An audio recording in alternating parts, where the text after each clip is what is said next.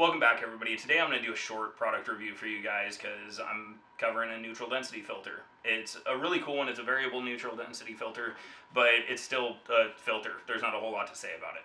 So with that, let's get into it.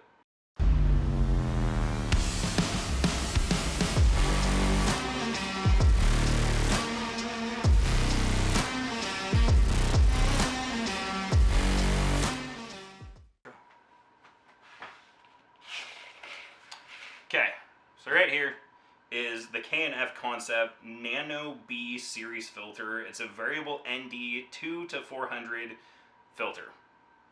That is a lot, but it's pretty cool. So I started doing photography for a magazine recently, and it involves a lot of like outdoor family shoots. And I live in North Carolina.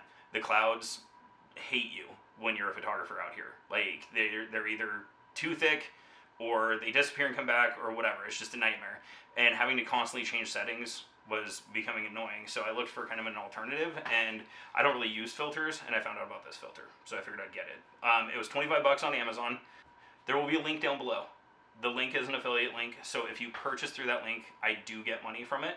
So if you're gonna buy it anyways, do that, help me out. It doesn't cost you anything extra. Of course you don't have to. I appreciate you guys nonetheless. But with that, let's talk about the filter. So in the box you have some microfiber cloths.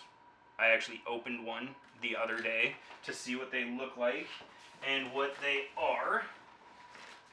And so this is basically what they are when you open them up. They're just a typical lens cleaning cloth that you would use for like glasses or whatever.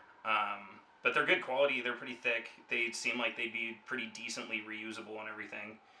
And so it comes with 3 of these, which I thought was kind of cool because, I mean, realistically there's no need for that. But it's the little things that companies do.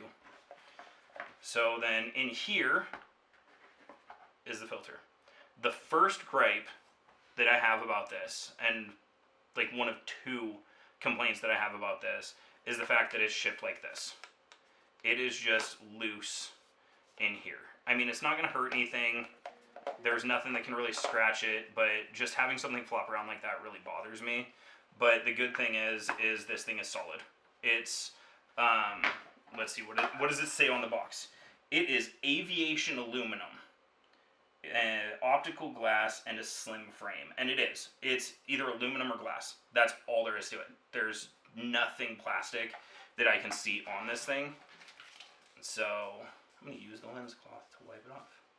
But the cool thing about it is it has these marks. So there's a white dot right there, and then min and max on it. And with that, let's grab my handy piece of paper so you can see.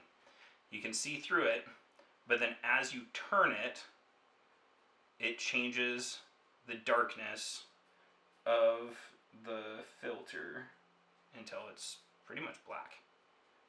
So it's kind of nice having, I think it's 9 filters in one basically. The second complaint that I have about this is there's no sort of stop in it. So when you're at minimum, you can keep going, or once you reach max, you can just kind of keep going and it kind of resets itself. And so it would be kind of nice to have some sort of a stopper to where it stays between min and max so you don't accidentally overshoot and mess it up.